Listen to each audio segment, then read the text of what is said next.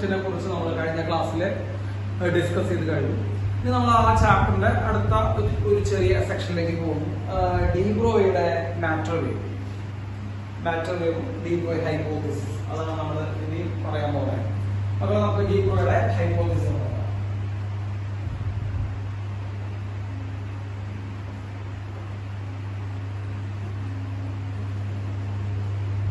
D ബ്രോയുടെ hypothesis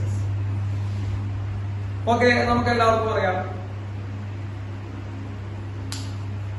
D ബ്രോയ് രണ്ട് കാര്യങ്ങൾ വെച്ചിട്ടാണ് മാറ്റർ വേവ് എന്ന് പറഞ്ഞ കോൺസെപ്റ്റും അതിന്റെ വേവ് ലെങ്ത് കണ്ടുപിടിക്കാനുള്ള ഒരു ഇക്വേഷനും ആള് ഇൻട്രൊഡ്യൂസ് ചെയ്തു. രണ്ട് കാര്യങ്ങളാണ്.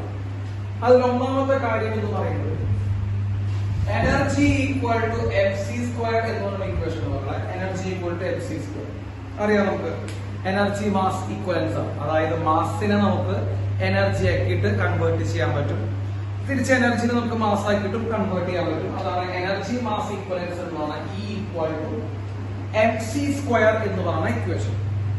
അതേപോലെ energy equal to H nu അല്ലെങ്കിൽ എച്ച് സി ബൈ ലാംഡ അങ്ങനെ equation.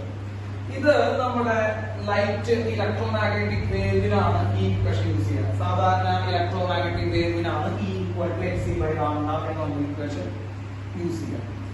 E equal to F C square സാധാരണ മാറ്ററിനാണ് യൂസ് ചെയ്യുക. കാരണം മാസ് എന്ന് പറയുന്നത് മാറ്ററിന്റെ ഒരു പ്രോപ്പർട്ടിയാണ്. വേവിന് മാസ് നമ്മൾ സാധാരണ പറയാറില്ല. അപ്പൊ മാസ് എന്ന് പറയുന്നത് മാറ്ററിന്റെ ഒരു പ്രോപ്പർട്ടിയാണ്. അപ്പൊ E equal to F C square എന്ന് പറഞ്ഞ ഇക്വേഷൻ ഉണ്ട്. അതേപോലെ E equal to H C by lambda വേവിന്റെ പ്രോപ്പർട്ടിയാണ് ലാംഡ.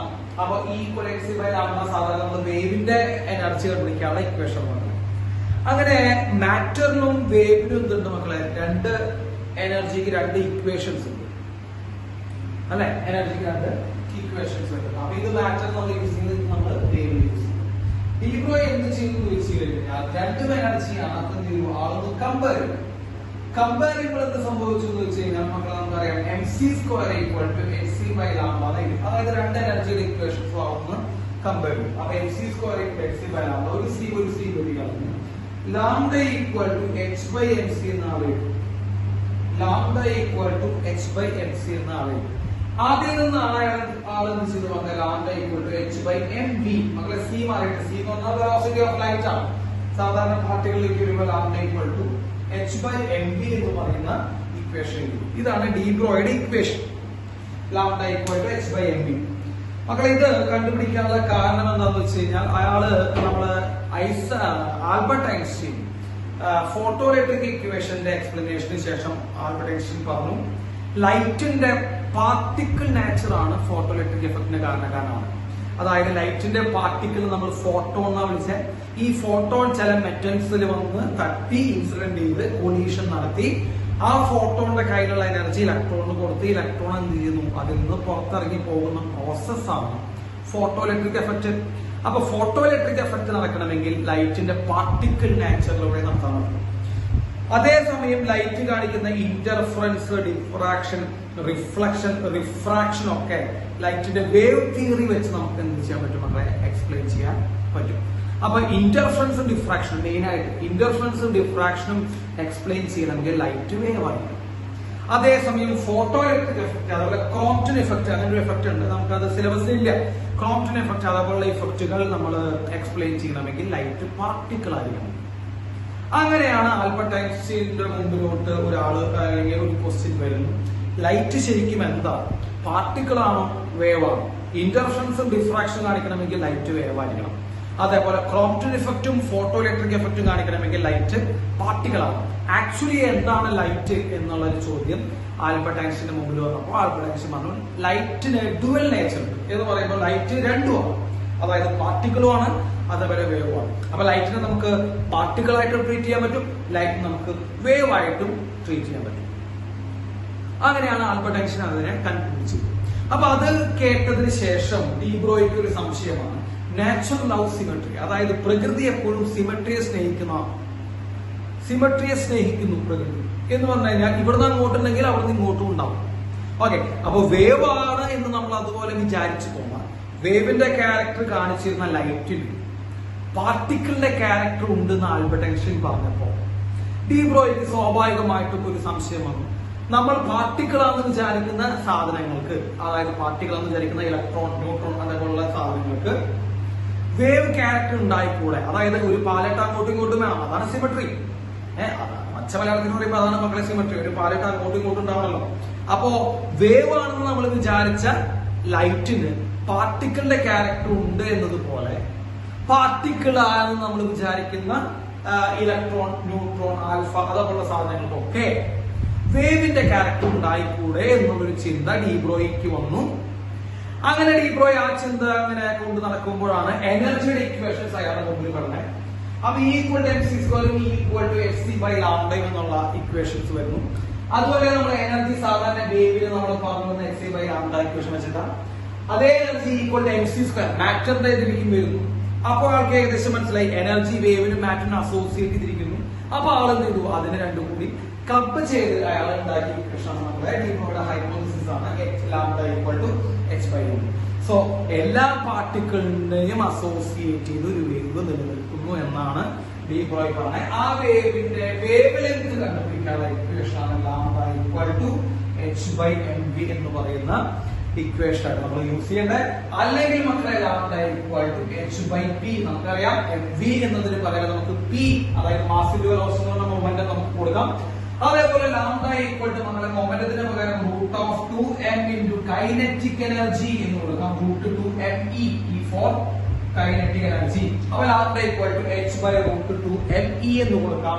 അതുമല്ലെങ്കിൽ മക്കളെ λ ഈക്വൽ ടു h/√2m എനർജിക്ക് പകരം ചാർജ് ഇൻടു പൊട്ടൻഷ്യൽ ഡിഫറൻസ് എന്നുള്ള ഒരു ഇക്വേഷൻ നമ്മൾ മാഗ്നറ്റിസത്തിൽ പഠിപ്പിച്ചെന്നുണ്ട് മക്കളെ. ആ ഇക്വേഷൻ നമുക്ക് എന്ത് ചെയ്യാം, ഇവിടെ സബ്സ്റ്റിറ്റ്യൂട്ട് ചെയ്ത് കൊടുക്കുമ്പോൾ നമുക്ക് ഇങ്ങനെ 4 ഇക്വേഷൻസ് എല്ലാം ഉണ്ടെങ്കിൽ കിട്ടും മക്കളെ. ഈ 4 ഇക്വേഷനിൽ പുറത്തേക്ക് സാധാരണ ചോദ്യങ്ങൾ ചോദിക്കാറ്. അപ്പൊ നിങ്ങൾ ഈ 4 ഇക്വേഷൻസ് നോക്കണം. λ ഈക്വൽ h/mv, h/p, p ക്ക് പകരം √2me. ആൻഡ് മക്കളെ ഇതെങ്ങനെയാണെന്ന് നമുക്ക് എല്ലാവർക്കും അറിയാം. Potential difference equal to work by charge. ചാർജിനെ എടുത്താൽ charge into potential difference is equal to work. Work തന്നെയാണ് ഫിസിക്സിൽ എനർജി. എനർജിക്ക് പകരം നമുക്ക് കൊടുക്കാം മക്കളെ ചാർജ് ഇൻടു പൊട്ടൻഷ്യൽ ഡിഫറൻസ് എന്ന് കൊടുക്കാം. അങ്ങനെയാണ് ഇക്ക് പകരം ഇവിടെ ചാർജ് ഇൻടു പൊട്ടൻഷ്യൽ ഡിഫറൻസ് ഉണ്ടാക്കാൻ മക്കളെ. അങ്ങനെ 4 ഇക്വേഷൻസ് നിങ്ങൾ നോക്കിക്കഴിയാം. അതിൽ നിന്നൊക്കെ നമുക്ക് കിട്ടുന്ന ചില കാര്യങ്ങൾ ഞാൻ പറഞ്ഞുതരാം മക്കളെ. λ is proportional to 1/momentum.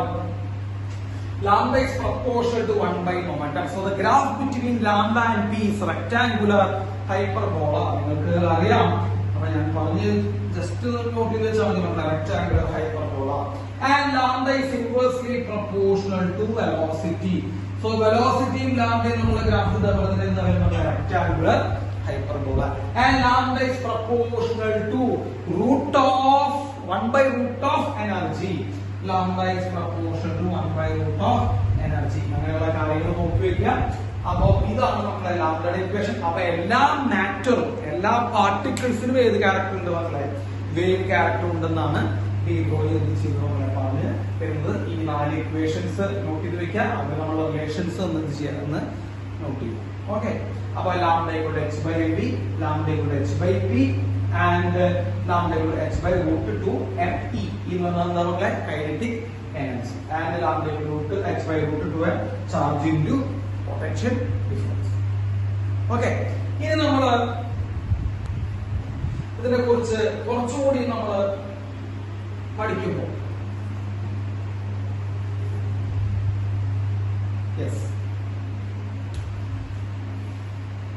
ഡീബ്രോയ് wavelength of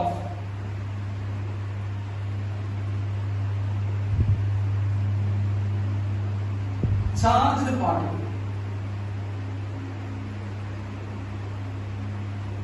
Debroy wavelength of charged particle. നമുക്ക് നോക്കാം. അപ്പോൾ ഇതൊക്കെ നോട്ട് ചെയ്യാം.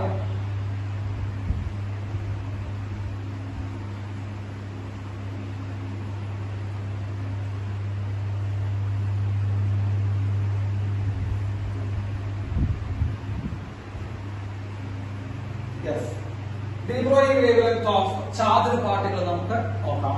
നമ്മൾ ആദ്യം എടുക്കുന്നത് ഇലക്ട്രോൺ ആണ് നമ്മുടെ electron. So electron is accelerated with the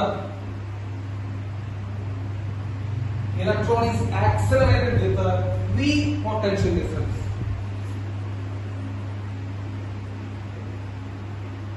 Accelerated with a V potential difference. Our potential difference V ആണ് വിചാരിക്കുക. ഇലക്ട്രോൺ ആക്സിലറേറ്റ് ചെയ്യുന്ന പൊട്ടൻഷ്യൽ ഡിഫറൻസ് V ആണ് വിചാരിക്കുക. മക്കളെ നാം ദൈവത്തിന്റെ ഇക്വേഷൻ മക്കളെ h/√2m into charge into potential difference എന്നുള്ള ഇക്വേഷൻ നമുക്കറിയാം. ഓൾറെഡി നമ്മൾ അവിടെ എഴുതി വെച്ചിട്ടുള്ളതാണ്. ലാംഡ h/√2 charge into potential difference. അതിൽ h പ്ലാങ്ക്സ് കോൺസ്റ്റന്റ് ആണ് 6.625 into 10⁻⁻34. Mass of electron നമുക്കറിയാം 9.1 into 10⁻31. Charge of electron 1.6 into 10⁻19. അപ്പോൾ ഇതൊക്കെ നമ്മൾ സബ്സ്റ്റിറ്റ്യൂട്ട് ചെയ്ത് കഴിഞ്ഞാൽ മക്കളെ it is 12.27 divided by root of potential difference and strength. ഇതാണ് നമ്മുടെ wavelength of electron. So wavelength of electron is equal to 12.27 divided by root of potential difference and strength. ഇത് unit ആണ്, ആംസ്റ്റർ എന്ന യൂണിറ്റ് ആണ്. അപ്പൊ ഇത് വെച്ചിട്ട് നമുക്ക് ചോദ്യം ചോദിക്കും, ഇത്ര വോൾട്ടില് ആക്സലറേറ്റ് ചെയ്യുന്ന ഇലക്ട്രോണിന്റെ വേവ് ലെങ്ത് എത്രയാണ്? ഇത്ര വോൾട്ടിൽ ആക്സലറേറ്റ് ചെയ്യുന്ന ഇലക്ട്രോണിന്റെ വേവ് ലെങ്ത് എത്രയാണെന്ന് ചോദിച്ചാൽ നമുക്ക് 12.27 divided by റൂട്ട് ഓഫ് ആ വോൾട്ടേജ് നമ്മൾ എടുത്തു കഴിഞ്ഞാൽ അത്രയും ആംസ്റ്റർ ആണ് അതിന്റെ വേവ് ലെങ്ത്. ഇനി പ്രോട്ടോൺ ആണെങ്കിലും നമ്മളെ പ്രോട്ടോൺ പ്രോട്ടോൺ ആണെങ്കിൽ നിങ്ങൾ ശ്രദ്ധിക്കണം നമ്മുടെ ഇക്വേഷനിൽ ചെറിയൊരു മാറ്റം. Lambda of proton is equal to 0.286 divided by root of potential difference and strength. അപ്പൊ 0.286 divided by root of potential difference and strength ആണ് നമ്മുടെ പ്രോട്ടോൺ ആണെങ്കിൽ. ഇവിടെ ഇലക്ട്രോൺ ആണ്, സാധാരണ ഇലക്ട്രോൺ ചോദിക്കാറ്. ഇനിയിപ്പോ പ്രോട്ടോൺ ചോദിക്കുകയാണെങ്കിൽ നിങ്ങൾ 0.286 divided by root of potential difference and strength. Angstrom unit ആണ് നമ്മളെ ആലോചിച്ച് ചെയ്യുമ്പോൾ √2.2 V potential difference ഇതാണ്. ഇനി അത് ഡ്യൂട്രോൺ ആണെങ്കിൽ മക്കളെ ഡ്യൂട്ടീരിയത്തിന്റെ അയോണാണ് ഡ്യൂട്രോൺ. ഡ്യൂട്രോൺ ആണെങ്കിൽ എന്താ വരും മക്കളെ 0.286 divided by 0.202 divided by root potential difference and strength ആണ് വരിക. 0.202 divided by root of potential difference.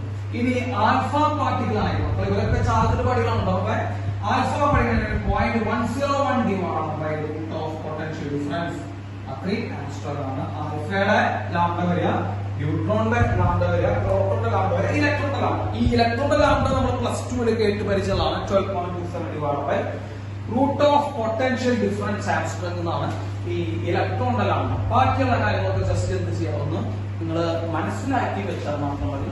അപ്പൊ ഇതൊക്കെയാണ് നമുക്ക് ഇലക്ട്രോണിന്റെ, പ്രോട്ടോണിന്റെ, ന്യൂട്രോണിന്റെ, ആൽഫ പാർട്ടിക്കിളിന്റെ ലാംഡയുടെ ഇക്വേഷൻസ്. ഇനി നമുക്ക് wavelength of uncharged particle. നമുക്ക് അൺചാർജ്ഡ് പാർട്ടിക്കിൾ നോക്കാം. നമ്മളെ ഈ അൺചാർജ്ഡ് പാർട്ടിക്കിൾ എന്ന് പറയുമ്പോ അതായത് ചാർജ് ഇല്ലാത്തവര്. അപ്പോ wavelength of wavelength of uncharged particle നമ്മൾ നോക്കാം. അൺചാർജ്ഡ് എന്ന് പറഞ്ഞു കഴിഞ്ഞാൽ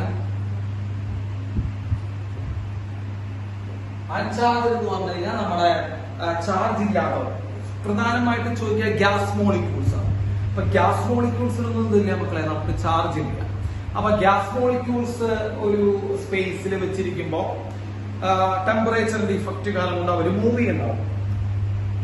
അപ്പൊ ആ ഗ്യാസ് മോളിക്യൂൾസിനുള്ള വേവ് ലെങ്ത് എത്രയാണൊക്കെയാണ് നമ്മളോട് ചോദിക്കും. അപ്പൊ അൺചാർജ്ഡ് ഗ്യാസ് മോളിക്യൂളിന്റെ വേവ് ലെങ്ത് എത്രയാണെന്നുള്ള കാര്യം ഒന്ന് നമ്മൾ നോക്കിയെടുക്കണം. അപ്പൊ നമുക്ക് എല്ലാവർക്കും അറിയാം, നമ്മള് kinetic energy equal to 3/2 kBT. അങ്ങനെ ഇക്വേഷൻ പഠിച്ചിട്ടുണ്ടോ? Kinetic energy of 1 molecule equal to 3/2 kBT. നമ്മള് +1 പഠിച്ചിട്ടുണ്ടാവും. കൈനറ്റിക് തിയറി ഓഫ് ഗ്യാസ് പഠിച്ചിട്ടുണ്ടാവും. Kinetic energy of 1 molecule is equal to 3/2 kBT. അല്ലെ, ഇവിടുന്നാണ് നമ്മൾ ഇക്വിപാർട്ടീഷൻ തിയറി ഒക്കെ എടുത്തത്, ഓർമ്മയുണ്ടാവും. 3/2 kBT ആണ് നമ്മുടെ കൈനറ്റിക് എനർജി. മകളെ lambda equal to h/√2m kinetic energy ആണ് അല്ലെ. √2m എന്നുള്ള ഇക്വേഷൻ നമ്മൾ ഓൾറെഡി പഠിപ്പിച്ചായിരുന്നു. അപ്പോ lambda equal to h/√2m into മക്കളെ 3/2 kBT ആണ് വരിക. I2 വെട്ടിക്കളഞ്ഞ് എന്ത് വരും മക്കളെ? Lambda equal to h divide by root 3n kBT. h divide by root 3n kBT. അതിന് മക്കളെ h constant, 3 constant, m constant, mass constant ആണ്, kB കോൺസ്റ്റന്റ് ആണ്. നമ്മൾ പറയുമ്പോൾ lambda is inversely proportional to root of temperature. Lambda is inversely proportional to root of temperature എന്ന് നമുക്ക് കിട്ടും കേട്ടോ. അപ്പൊ ഇതാണ് അൺചാർജ്ഡ് ആയിട്ടുള്ള പാർട്ടികൾ, അതായത് ചാർജ് ഇല്ലാത്ത. ഈ ചാർജ് ഇല്ലാത്തവർക്ക് പൊട്ടൻഷ്യൽ ഡിഫറൻസ് വെച്ച് ആക്സിലറേറ്റ് ചെയ്യാൻ പറ്റുമോ? ചാർജ് ഇല്ലാത്തവരെ പൊട്ടൻഷ്യൽ ഡിഫറൻസ് വെച്ച് ആക്സിലറേറ്റ് ചെയ്യാൻ പറ്റുമോ മക്കളെ? ഇല്ല. അപ്പൊ അതൊക്കെ ഒന്ന് മനസ്സിലാക്കാം. അപ്പൊ അവിടെ പൊട്ടൻഷ്യൽ ഡിഫറൻസിന്റെ ഇക്വേഷൻ യൂസ് ചെയ്യാൻ പാടില്ല. നമ്മൾ കൈനറ്റിക് എനർജി = 3/2 kBT എന്നുള്ള ഇക്വേഷൻ വെച്ച് നമ്മൾ എന്ത് ചെയ്യണം? അത് ചെയ്യണം. ഇതാണ് ഡി ബ്രോയിയുടെ അൺചാർജ് പാർട്ടികളും ചാർജ് പാർട്ടികളും നമ്മൾ കഴിയും. ഓക്കെ, അപ്പോ ഈ കാര്യങ്ങൾ ചെയ്യാമെന്ന് നോട്ട് ചെയ്ത് വയ്ക്കാം മക്കളെ. നമ്മൾ ഇനി അടുത്തത് ഡേവിസൺ ആൻഡ് ജെർമർ എക്സ്പെരിമെന്റ് ആണ് നമ്മൾ അടുത്ത് പറയാൻ പോണേ. വലിയ കാര്യമായിട്ടൊന്നും പഠിക്കേണ്ട ആവശ്യമില്ല. അപ്പൊ നമ്മൾ ആ സിലബസിലുള്ള കാരണം നമ്മൾ പറയുന്നുള്ളൂ. ഡേവിസൺ ആൻഡ് ജെർമർ എക്സ്പെരിമെന്റ്, ഈ ഡി ബ്രോയുടെ രണ്ട് ശിഷ്യന്മാരാണ് ഡേവിസണും ജെർമറും. അപ്പൊ ഡി ബ്രോയ് ഉണ്ടാക്കിയ lambda equal h by P അല്ലെങ്കിൽ lambda equal to h by mv എന്ന ഹൈപ്പോത്തറ്റിക് ഇക്വേഷനെ എക്സ്പെരിമെന്റിൽ പ്രൂവ് ചെയ്തതാണ് ഇവരുടെ പ്രത്യേകത, ഡേവിസൺ ആൻഡ് ജെർമർ. അങ്ങനെ ഇവരാണ് ആ ഇക്വേഷൻ എക്സ്പെരിമെന്റിൽ പ്രൂവ് ചെയ്യുകയും ആ പ്രൂവ് ചെയ്തതിന് ശേഷമാണ് ഡി ബ്രോയ്ക്ക് നോബൽ പ്രൈസ് കിട്ടുകയും ചെയ്യാൻ. അപ്പോ ഈ കണ്ടുപിടുത്തത്തിന്റെ പേരിൽ. അപ്പോ ആ എക്സ്പെരിമെന്റിനെ ജസ്റ്റ് വളരെ ബ്രീഫായിട്ട് നമുക്ക് ഇവിടെ പറയാം മക്കളെ. അതായത് ഇതൊരു ടങ്സ്റ്റന്റെ ഫിലമെന്റ് ആയിരിക്കും. ടങ്സ്റ്റൻ ഫിലമെന്റ് ആണ്. ആ ടങ്സ്റ്റൻ ഫിലമെന്റ് തോറിയം ഓക്സൈഡ് കൊണ്ടോ ഒക്കെ കോട്ട് ചെയ്തിട്ടുണ്ടാവും. അത് ഇലക്ട്രോണുകളെ എമിറ്റ് ചെയ്യാനുള്ള കഴിവ് വർദ്ധിപ്പിക്കാൻ വേണ്ടി ചില കോട്ടിങ്ങൾ ഉണ്ടാവും കേട്ടോ. ഇലക്ട്രോൺ എമിഷന്റെ റേറ്റ് കൂട്ടാൻ വേണ്ടിയുള്ള കോട്ടിങ്ങൾ ഉണ്ടാവും. നമ്മൾ നോക്കേണ്ട ആവശ്യമില്ല. അപ്പോ അങ്ങനെ ഒരു ഫിലമെന്റ് ഉണ്ടാവും മക്കളെ. ആ filament LT low tension battery വെച്ച് എന്ത് ചെയ്യുന്ന മക്കളെ? ഹീറ്റ് ചെയ്യുന്നുണ്ടാവും. ഓക്കെ, അപ്പൊ ആ ഫിലമെന്റിനെ ലോ ടെൻഷൻ ബാറ്ററി വെച്ച് ഹീറ്റ് ചെയ്യുന്നുണ്ടാവും. അങ്ങനെ ഹീറ്റ് ആയിട്ട് ഇതിൽ നിന്ന് ഇലക്ട്രോൺസ് പുറത്തേക്ക് വരും. അപ്പോ ഹീറ്റ് ആയി കഴിഞ്ഞാൽ ഇലക്ട്രോൺസ് പുറത്തേക്ക് വരും. കാരണം ആ ഇലക്ട്രോൺസിനെ എമിറ്റ് ചെയ്യാനുള്ള കഴിവ് കൂട്ടാൻ വേണ്ടി നമ്മൾ ചില കോട്ടിങ്ങൾ ഇവിടെ കൊടുത്തിട്ടുണ്ട്. അപ്പൊ ഇവിടുന്ന് മക്കളെ ഇലക്ട്രോൺസ് പുറത്ത് വരും. ആ ഇലക്ട്രോൺസ് ഒരു ഇലക്ട്രോൺ ഗണ്ണിലൂടെ പാസ് ചെയ്യും. ഇലക്ട്രോൺ ഗൺ എന്ന് പറയുമ്പോൾ ഇലക്ട്രോണുകളുടെ സ്പീഡ് കൂട്ടും, അത്ര അർത്ഥമുള്ളൂ. അപ്പൊ ഈ ഇലക്ട്രോണുകളുടെ കൂടെ നമ്മൾ എന്ത് ചെയ്യുന്നുണ്ട്? ഈ ഭാഗത്തൂടെ പാസ് ചെയ്യും. ഈ സെറ്റപ്പിനെ നമ്മൾ പറയുന്ന ഇലക്ട്രോൺ ഗൺ എന്ന് പറയാം. ഒരു ഹൈ ആക്സിലറേറ്റിംഗ് വോൾട്ടേജ് മക്കളെ നോക്കൂ. ഇവിടെ നല്ല ഹൈ ഒരു വോൾട്ടേജ് അപ്ലൈ ചെയ്തിട്ടുണ്ട്. അപ്പൊ ഹൈ ആക്സിലറേറ്റിംഗ് വോൾട്ടേജ് വെച്ച് ഈ ഇലക്ട്രോണുകളുടെ സ്പീഡ് കൂട്ടും. അപ്പൊ അത് ഇലക്ട്രോണിന്റെ ഒരു ബീം ആയിട്ട് മാറും. ഹൈ സ്പീഡുള്ള ഇലക്ട്രോൺ ബീം ആയിട്ട് മാറും മക്കളെ. ആ ഹൈ സ്പീഡുള്ള ഇലക്ട്രോൺ ബീം ഈ നിക്കൽ ക്രിസ്റ്റൽ, ഇതാണ് നമ്മുടെ ടാർഗറ്റ്. ഓക്കെ, നിക്കൽ ക്രിസ്റ്റലിൽ വന്ന് ഹിറ്റ് ചെയ്യും. അങ്ങനെ നിക്കൽ ക്രിസ്റ്റലിൽ വന്ന് ഹിറ്റ് ചെയ്യുമ്പോൾ നിക്കൽ ക്രിസ്റ്റലിലുള്ള ക്രിസ്റ്റൽ പ്ലെയിനുകളിൽ, അതായത് ആറ്റോമിക് ലെയറുകളിൽ തട്ടി, അങ്ങനെ പറയാം സിമ്പിൾ ആയിട്ട്, അല്ലെങ്കിൽ ക്രിസ്റ്റൽ പ്ലെയിൻ എന്ന് പറയാം. അതായത് ഈ ആറ്റങ്ങൾ ഇങ്ങനെ എന്ത് ചെയ്തിട്ടുണ്ട്? ഇങ്ങനെ അടിക്കടിക്ക് വെച്ചിട്ടുണ്ടാവും. നമ്മൾ ഈ കെമിസ്ട്രിയിൽ നമ്മൾ പഠിച്ചിട്ടുണ്ടാവും, സോളിഡ് സ്റ്റേറ്റ് ഒക്കെ പഠിച്ചിട്ടുണ്ടാവും. ആറ്റങ്ങൾ ഇങ്ങനെ സ്ട്രക്ചറൽ ഫോമായിട്ട് ഇങ്ങനെ അടിക്കടിക്ക് വെച്ചിട്ടുണ്ടാവും. അപ്പോ ആ ക്രിസ്റ്റൽ പ്ലേറ്റുകളിൽ തട്ടി ഈ നിക്കലിന് ഡിഫ്രാക്ഷൻ സംഭവിക്കുകയും ആ ഡിഫ്രാക്റ്റഡ് ആയിട്ടുള്ള ഇലക്ട്രോൺ ബീമുകൾ നിക്കൽ ക്രിസ്റ്റലിന്റെ അറ്റോമിക് പ്ലെയിനുകളിൽ തട്ടി അല്ലെങ്കിൽ ക്രിസ്റ്റൽ പ്ലെയിനുകളിൽ തട്ടി ഈ ഇലക്ട്രോൺ ബീമുകൾക്ക് ഡൈഫ്രാക്ഷൻ സംഭവിക്കും. ആ ഡിഫ്രാക്ഷൻ സംഭവിച്ചതിന് ശേഷമുള്ള ഇലക്ട്രോൺ ബീമുകളാണ് നമ്മളിവിടെ കാണുന്നത്. ആ ഇലക്ട്രോൺ ബീമുകൾ വരുന്നു. ഇവിടെ ഒരു ഇലക്ട്രോൺ ഡിറ്റക്ടർ ഉണ്ട് മക്കളെ. ആ ഇലക്ട്രോൺ ഡിറ്റക്ടർ ആ ഇലക്ട്രോണുകളെ അബ്സോർബ് ചെയ്യുന്നു. ആ ഇലക്ട്രോൺ ഡിറ്റക്ടർ നേരെ എവിടേക്ക് പോകുന്നു മക്കളെ? ഒരു ഗാൽവനോമീറ്ററിലേക്ക് പോകും. കാരണം കറണ്ട് ഉണ്ടാവും. ഇലക്ട്രോണിന്റെ ബീം എന്ന് പറയുമ്പോൾ കറണ്ട് ആവും. അപ്പൊ ആ കറണ്ട് നമുക്ക് എന്ത് ചെയ്യാൻ പറ്റും? ഈ പ്രസൻസ് നമുക്ക് ഈ ഗാൽവനോമീറ്റർ വെച്ച് നമുക്ക് എന്ത് ചെയ്യാൻ പറ്റും? മക്കളെ മെഷർ ചെയ്യാൻ പറ്റും. ഈ ഇലക്ട്രോൺ ഡിറ്റക്ടർ ഇങ്ങനെ ഫ്രീലി മൂവബിൾ ആണ്. അതിങ്ങനെ പല ആംഗിൾ കൊണ്ടുവച്ച് നമുക്ക് എന്ത് ചെയ്യാൻ പറ്റും മക്കളെ? റീഡിങ്ങുകൾ അല്ലെങ്കിൽ ഈ ഗാൽവനോമീറ്ററിന്റെ ഡിഫ്ലക്ഷൻ നമുക്ക് കാൽക്കുലേറ്റ് ചെയ്യാൻ പറ്റും. അപ്പൊ ഇതാണ് ഡേവിസൺ ജെർമർ എക്സ്പെരിമെന്റിന്റെ ടോട്ടൽ ഓവറോൾ ആയിട്ടുള്ള ഒരു പിക്ചർ ഇതാണ്. അപ്പോ വലിയ കാര്യമായിട്ടൊന്നുമില്ല. ഈ ടങ്സ്റ്റൺ ഫിലമെന്റിൽ നിന്ന് ഇലക്ട്രോൺ പുറത്തു വരുന്നു. ആ ഇലക്ട്രോൺ പുറത്തു വരാൻ വേണ്ടി ഹീറ്റ് ചെയ്യാൻ വേണ്ടി ഉപയോഗിക്കുന്ന സംഭവമാണ് ലോ ടെൻഷൻ ബാറ്ററി. അങ്ങനെ പുറത്തു വരുന്ന ഇലക്ട്രോണിനെ ആക്സിലറേറ്റ് ചെയ്യാൻ വേണ്ടി നമ്മൾ ഉപയോഗിക്കുന്ന വോൾട്ടേജ് ആക്സിലറേറ്റിംഗ് വോൾട്ടേജ്. അങ്ങനെ ഹൈ വെലോസിറ്റി വന്ന് വീഴുന്ന ഇലക്ട്രോണിന്റെ ബീം എവിടെ വന്ന് വീഴുന്നു മക്കളെ? നിക്കൽ ക്രിസ്റ്റലിൽ വന്ന് വീഴുന്നു. നിക്കൽ ക്രിസ്റ്റൽ പ്ലെയിനുകളിൽ, അതായത് നിക്കലിന്റെ ഉള്ളിലുള്ള അറ്റങ്ങളുടെ ലയറുകളിൽ തട്ടി, ആറ്റങ്ങൾ അറേഞ്ച് ചെയ്തിരിക്കുന്ന ലയറുകളിൽ തട്ടി, ക്രിസ്റ്റൽ പ്ലെയിനുകളിൽ തട്ടി ഇലക്ട്രോണിന് ഡൈഫ്രാക്ഷൻ സംഭവിക്കും. ആ ഡൈഫ്രാക്റ്റഡ് ആയിട്ടുള്ള ഇലക്ട്രോൺ ബീമുകൾ നമ്മൾ ഇലക്ട്രോൺ ഡിറ്റക്ടർ വെച്ച് ഗാൽവനോമീറ്റർ വെച്ച് നമ്മൾ അളന്നെടുക്കുകയും ചെയ്യുന്നു. ഇതാണ് നമ്മളെ ആ പ്രോസസ് എന്ന് പറയുന്നത്. മക്കളെ ഇതില് നമുക്ക് ഇമ്പോർട്ടന്റ് ആയിട്ടുള്ള 2 റിസൾട്ടുകളാണ് പഠിക്കാനുള്ളത്. ഒന്നാമത്തെ റിസൾട്ട് എന്ന് പറയുമ്പോൾ നമ്മുടെ ആക്സലറേറ്റിംഗ് വോൾട്ടേജ് 54 വോൾട്ട് ആവുകയും, അതായത് ഇവിടെ നമ്മൾ കൊടുക്കുന്ന ഇലക്ട്രോണുകളുടെ ബീമിന്റെ സ്പീഡ് കൂട്ടാൻ വേണ്ടി നമ്മൾ ഉപയോഗിക്കുന്ന വോൾട്ടേജ് 54 വോൾട്ട് ആവുകയും, ആംഗിൾ ഓഫ് ഡിഫ്രാക്ഷൻ, അതായത് ഇലക്ട്രോൺ ബീമുകളുടെ ഡിഫ്രാക്റ്റിംഗ് ആംഗിൾ നമുക്ക് 5 വെച്ച് റെപ്രസെന്റ് ചെയ്യാം, അത് 50 ഡിഗ്രി ആവുകയും ചെയ്ത് കഴിഞ്ഞാൽ ഇവിടെ നമ്മൾ ഗാൽവനോമീറ്ററിന്റെ സൂചി നന്നായി ഡിഫ്ലക്ട് ചെയ്യും.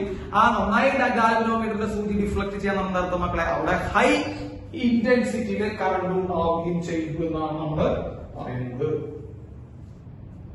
അപ്പോ അവിടെ ഹൈ കറണ്ട് ഉണ്ടാവും. അപ്പൊ ഹൈ കറണ്ട് ഉണ്ടാവുന്ന മക്കളെ ഇലക്ട്രോണുകളുടെ ഇന്റൻസിറ്റി അവിടെ എന്തായിരിക്കും മക്കളെ, ഇലക്ട്രോണുകൾ വന്നു വീഴുന്ന അളവ് എന്തായിരിക്കും മക്കളെ, കൂടുതലായിരിക്കും. അപ്പൊ ഇലക്ട്രോണുകൾ വന്നു വീഴുന്ന അളവ് കൂടുതലാവുന്നു.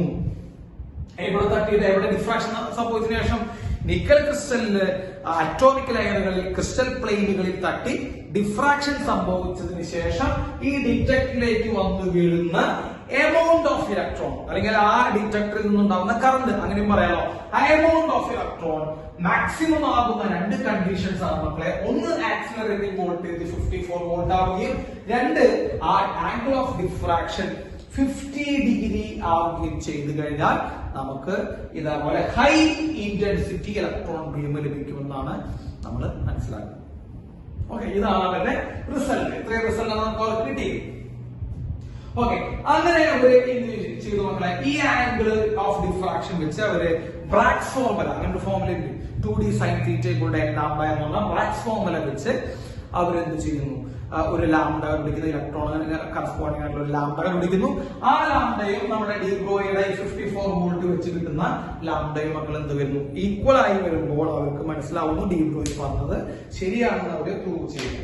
ഞാനത് കുറച്ചുകൂടി ഡീറ്റെയിൽ ആയിട്ട് ഞാൻ നിങ്ങൾക്ക് പറഞ്ഞുതരാം. ഞാൻ ഈ ഫിഗറിന്റെ കുറച്ച് ഭാഗങ്ങൾ മാറ്റി മക്കളെ. അപ്പൊ ഈ ഫിഗറൊക്കെ ഒന്ന് മനസ്സിലാക്കി വെക്കാം, കാര്യം അടിച്ചോദിക്കുന്നില്ല. ഇനി എന്താ അതിന്റെ ബ്രാഗ്സ് ഇക്വേഷൻ കാര്യങ്ങളൊക്കെ നമുക്ക് പറഞ്ഞുതരാം.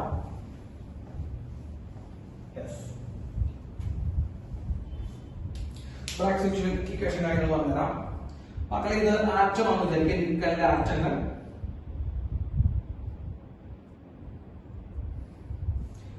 ഇത് അടുത്ത ആറ്റോമിക് ലെയർ ആണ് കേട്ടോ, ക്രിസ്റ്റൽ പ്ലെയിനുകൾ എന്ന് വിളിക്കാം കേട്ടോ. ഓക്കെ, ഇവര് തമ്മിലുള്ള ഈ ഡിസ്റ്റൻസ് ആണ് small letter d. So what is small letter d? It is a distance between 2 consecutive crystal planes. അതായത് 2 ക്രിസ്റ്റൽ പ്ലെയിനുകൾ തമ്മിലുള്ള, അല്ലെങ്കിൽ 2 ലെയറുകൾ തമ്മിലുള്ള ഡിസ്റ്റൻസിനെ നമ്മൾ പറയുന്നത്, പെർപെൻഡിക്കുലർ ഡിസ്റ്റൻസിനെ പറയുന്ന സ്മോൾ ലെറ്റർ d. മക്കളെ, 2 ആറ്റങ്ങൾ തമ്മിൽ, അതായത് നോക്കൂ, ഇതൊരു ആറ്റമാണ്, ഇതൊരു ആറ്റമാണ്. ഈ 2 ആറ്റങ്ങൾ തമ്മിലുള്ള ഡിസ്റ്റൻസിനെ നമുക്ക് ക്യാപിറ്റൽ d എന്ന് പറയും. അപ്പൊ 2 ഒരേ ക്രിസ്റ്റൽ പ്ലെയിനുള്ള 2 ആറ്റങ്ങൾക്ക് തമ്മിലുള്ള ഡിസ്റ്റൻസ് ക്യാപിറ്റൽ എന്ന് കൊടുക്കാം. 2 വ്യത്യസ്ത ക്രിസ്റ്റൽ പ്ലെയിൻ, മക്കളെ, ഇതൊരു ഫസ്റ്റ് ക്രിസ്റ്റൽ പ്ലെയിൻ, ഇത് സെക്കൻഡ് ക്രിസ്റ്റൽ പ്ലെയിൻ. 2 വ്യത്യസ്ത ക്രിസ്റ്റൽ പ്ലെയിനുകൾ തമ്മിലുള്ള ഡിസ്റ്റൻസിന് നമുക്ക് എന്ത് കൊടുക്കാം മക്കളെ, d എന്ന് നമുക്ക് റെപ്രസെന്റ് ചെയ്യാം. ഓക്കെ, നമ്മൾ സോളിഡ് സ്റ്റേറ്റ് കെമിസ്ട്രി പഠിച്ചിട്ടുണ്ടാവും അല്ലെ. ആറ്റങ്ങൾ ഒരു പെർട്ടിക്കുലർ ഫോർമാറ്റിലാണ് അറേഞ്ച് ചെയ്തിരിക്കുന്നത്. ഓക്കെ, അപ്പൊ ഇതൊരു അറേഞ്ച്മെന്റ് ആണ്, ഇത് അടുത്ത അറേഞ്ച്മെന്റ് ആണ്. ഈ അറേഞ്ച്മെന്റ് നമുക്ക് ക്രിസ്റ്റൽ പ്ലെയിൻ വിളിക്കാം. 2 അടുത്തടുത്ത ക്രിസ്റ്റൽ പ്ലെയിനുകൾ നമ്മുടെ ഡിസ്റ്റൻസ് സ്മോൾ ലെറ്റർ d. ഒരേ ക്രിസ്റ്റൽ പ്ലെയിനുള്ള ഇതൊക്കെ ആറ്റങ്ങളാണ് മക്കളെ, ഈ ഡോട്ടഡായി കാണുന്നതൊക്കെ ആറ്റങ്ങളാണ്. 2 ആറ്റങ്ങൾ നമ്മുടെ ഡിസ്റ്റൻസ് ക്യാപിറ്റൽ d. ഓക്കെ, ഇനി നമുക്ക് വേറെ എന്ത് ഞാൻ യൂസ് ചെയ്യാം. ഇതിലേക്ക് നമ്മുടെ ഇലക്ട്രോൺ ബീം വരും. ശ്രദ്ധിച്ചു നോക്കണേ, ഇലക്ട്രോൺ ബീം വരും. So this is incident electron beam. അതോട് തട്ടി എന്ത് ചെയ്തു മക്കളെ, തിരിച്ചു പോകും. ഇതാണ് ഡിഫ്രാക്റ്റഡ് ഇലക്ട്രോൺ ബീം, അല്ലെങ്കിൽ റിഫ്ലക്ടർ എന്ന് നമുക്ക് വേണമെങ്കിൽ പറയാം. മക്കളെ, ഇതാണ് ഇൻസിഡന്റ് ഇലക്ട്രോൺ ബീം എന്ന് വിചാരിക്കുക. അതായത് അതിലേക്ക് വരുന്ന ഇലക്ട്രോൺ ബീമാണ്, ഇത് ക്രിസ്റ്റൽ പ്ലെയിനിലേക്ക് വരുന്ന ഇലക്ട്രോൺ ബീം. ഇത് അവിടെ നിന്ന് തട്ടിപ്പോകുന്ന, അതായത് ഡിഫ്രാക്റ്റഡ് ഇലക്ട്രോൺ ബീമാണ്. ഡിഫ്രാക്റ്റഡ് ഇലക്ട്രോൺ ബീമാണ്, ഇത് ഇൻസിഡന്റ് ഇലക്ട്രോൺ ബീമാണ്. അതായത് ഈ വരുന്ന ഇലക്ട്രോൺ ബീമിനെ ഇൻസിഡന്റ് ഇലക്ട്രോൺ ബീം എന്ന് വിളിക്കാം. തട്ടി തിരിച്ചു പോകുമ്പോൾ നമുക്ക് ഡിഫ്രാക്റ്റഡ് ഇലക്ട്രോൺ ബീം എന്ന് വിളിക്കാം. മക്കളെ, ഇവർ തമ്മിൽ ഉണ്ടാക്കുന്ന ആംഗിൾ ആണ് 5. നമുക്ക് അവിടെ കിട്ടിയിട്ടുണ്ടാവും 50 ഡിഗ്രി എന്ന് പറഞ്ഞാൽ ഈ 5 എന്ന് പറയുന്നതാണ്. സോ ഫൈ എന്ന് പറയുമ്പോൾ ഇൻസിഡന്റ് ഇലക്ട്രോൺ ബീമും ഡിഫ്രാക്റ്റഡ് ഇലക്ട്രോൺ ബീമും നമ്മൾ ഉണ്ടാക്കുന്ന ആംഗിൾ ആണ് നമുക്ക് ഫൈ എന്ന് പറഞ്ഞാൽ റെപ്രസെന്റ് ചെയ്യുന്നത്. മക്കളെ ഇതാണ് ക്രിസ്റ്റൽ പ്ലെയിൻ അല്ലെ, ഞാൻ ഓൾറെഡി പറഞ്ഞു കഴിഞ്ഞു മക്കളെ ഇതാണ് ക്രിസ്റ്റൽ പ്ലെയിൻ. ഈ ക്രിസ്റ്റൽ പ്ലെയിനിലാണ് ആറ്റങ്ങൾ അറേഞ്ച് ചെയ്തിരിക്കുന്നത്. മക്കളെ ഈ ആംഗിൾ ആണ് തീറ്റ, ഈ ആംഗിൾ തീറ്റ. കോട്ടെ മക്കളെ ഈ ആംഗിൾ തീറ്റ, ഈ ആംഗിൾ തീറ്റ. അപ്പൊ ഇത് ഫൈ ആണ്, ബാക്കിയുള്ള ഈ രണ്ട് ആംഗിൾ തീറ്റയാണ്. മക്കളെ ലീനിയർ പെയർ എന്ന് പറഞ്ഞ കോൺസെപ്റ്റ് പ്രകാരം നമുക്ക് പറയാൻ പറ്റും മക്കളെ 180 മൈനസ് ഫൈ എന്ന് പറയുന്നത് 2 തീറ്റയാണ് അല്ലെ. മൊത്തം ആംഗിൾ എത്ര മക്കളെ 180 ആണ്, ഇത് ഫൈ ആണ്. അപ്പൊ 180 മൈനസ് ഫൈ ആണ് ഈ ബാക്കിയുള്ള ആംഗിൾ എത്ര വരും മക്കളെ 2 തീറ്റ. സിമ്പിൾ ആണ്. അപ്പൊ 90 മൈനസ് 5/2 ആണ് മക്കളെ തീറ്റ. 90 മൈനസ് 5/2 ആണ് നമ്മൾ എന്ത് വിളിക്കുന്നത് മക്കളെ തീറ്റ എന്ന് പറയുന്നത്. അപ്പൊ തീറ്റ നിങ്ങൾ മനസ്സിലാക്കണം 90 മൈനസ് 5/2 ഇതാണ് മക്കളെ തീറ്റ. ഓക്കെ, നമ്മുടെ ബ്രാക്സ് ഇക്വേഷൻ വരുന്നത് 2d sin theta equal to n lambda ആണ്. നമ്മൾ കുറെ ആൾക്കാർക്ക് കേട്ടിട്ടുണ്ടാവും മക്കളെ ബ്രാക്സ് ഇക്വേഷൻ വരുന്നത് 2d sin theta equal to n lambda. അതിൽ d എന്താണെന്ന് നമ്മൾ ശ്രദ്ധിക്കണം. d is the small letter d ആണ് മക്കളെ. small letter d is the distance between two crystal plane. മക്കളെ ഇതാണ് അടുത്ത ക്രിസ്റ്റൽ പ്ലെയിൻ അല്ലെ. ഇവിടെ നമ്മുടെ ഡിസ്റ്റൻസ് ആണ് d. സൈൻ തീറ്റ മക്കളെ ഫൈ അല്ല തീറ്റ. തീറ്റ എന്ന് പറഞ്ഞാൽ ഈ ആംഗിൾ ആണ് മക്കളെ, ഒരിക്കലും 50 ഡിഗ്രി അല്ല. നമ്മുടെ ഈ ആംഗിൾ അല്ല, ആംഗിൾ ഓഫ് റിഫ്രാക്ഷൻ ഫൈ എന്ന് പറഞ്ഞു വെച്ചാൽ അതല്ല. തീറ്റ എന്ന് പറയുന്നത് മക്കളെ ഇതാണ്. തീറ്റ 90 മൈനസ് 5/2 ആണ്. ആ തീറ്റയുടെ സബ്സ്റ്റിറ്റ്യൂട്ട് ഈക്വൽ ടു n ആണ്. ഫോർ n ഈക്വൽ ടു 1 അതായത് ഫസ്റ്റ് ഡിഫ്രാക്ഷൻ പാറ്റേൺ നമുക്ക് എടുക്കാം. ഫസ്റ്റ് ഡിഫ്രാക്ഷൻ പാറ്റേൺ എടുക്കുമ്പോൾ n ഈക്വൽ ടു 1 കൊടുക്കാം. അപ്പൊ ലാംഡ ഈക്വൽ ടു വരും മക്കളെ 2d sin തീറ്റ വരും. 2d sin theta. So lambda equal to മക്കളെ നോക്കൂ 2 into d. d എന്ന് പറയുമ്പോൾ distance between two crystal plane. Okay, 2d into theta. മക്കളെ ഈ കേസ് നോക്കുമ്പോൾ തീറ്റ എന്ന് പറയുമ്പോൾ നമുക്ക് എന്ത് കൊടുക്കാം 90 മൈനസ് sin 90 മൈനസ് 5/2. ഓക്കെ, അപ്പൊ നമ്മുടെ ആ പരിപാടി കഴിഞ്ഞു. അപ്പൊ 90 മൈനസ് 5/2 ഇതാണ് ലാംഡ. ഓക്കെ, ഡൗട്ട് ഉണ്ടോ മക്കളെ? ഇല്ല. അപ്പൊ ഇങ്ങനെ നമുക്ക് കിട്ടുന്ന ലാംഡ ഒരു വാല്യൂ കിട്ടും. നമുക്ക് 1.65 ആംസ്റ്റർ. അപ്പൊ നമുക്ക് 1.65 ആംസ്റ്റർ എന്നൊരു വാല്യൂ നമുക്ക് ഈ ലാംഡയ്ക്ക് കിട്ടി. കാരണം ഡിയുടെ വാല്യൂ നമ്മൾ നീക്കൽ ക്രിസ്റ്റലിന്റെ ഡിയുടെ വാല്യൂ നമ്മൾ സബ്സ്റ്റിറ്റ്യൂട്ട് ചെയ്തു. അപ്പൊ 2 into d into sin 90 minus 5/5 നമുക്ക് എത്ര 50 ഡിഗ്രി ആണ്. ഓക്കെ, അപ്പൊ 5 into 25, 90 minus 25 എന്ന് പറയുമ്പോൾ 65 ആണ്. അപ്പൊ അത് വെച്ച് നമുക്ക് എന്ത് ചെയ്യാൻ പറ്റില്ല, മക്കളെ ലാംഡ വിളിച്ചു. അപ്പൊ ലാംഡ മക്കളെ 1.65 ആംസ്റ്റർ എന്നുള്ള വാല്യൂ നമ്മൾ ലാംഡയ്ക്ക് കിട്ടി. ഇനി ഇതേ കോൺസെപ്റ്റ് നമ്മൾ 54 വോൾട്ടിൽ ആക്സിലേറ്റ് ചെയ്യുമ്പോഴാണ് നമുക്ക് ഈ സാധനം കിട്ടിയത്. അപ്പൊ നമ്മള് ലാംഡ ഓഫ് ഇലക്ട്രോൺ എന്നുള്ള ഇക്വേഷൻ വെച്ചിട്ടുണ്ടെങ്കിൽ 12.27 divided by root of potential difference പഠിച്ചത് നമ്മൾ. അപ്പൊ പൊട്ടൻഷ്യൽ ഡിഫറൻസ് നമ്മൾ 54 എന്ന് പറഞ്ഞാൽ lambda of electron is equal to 12.27 divided by root of 54 കൊടുക്കാം. അപ്പൊ നമുക്ക് ലാംഡ ഓഫ് ഇലക്ട്രോൺ എത്രയാണ് മക്കളെ 1.66 ആംസ്റ്റർ എന്ന് കിട്ടും.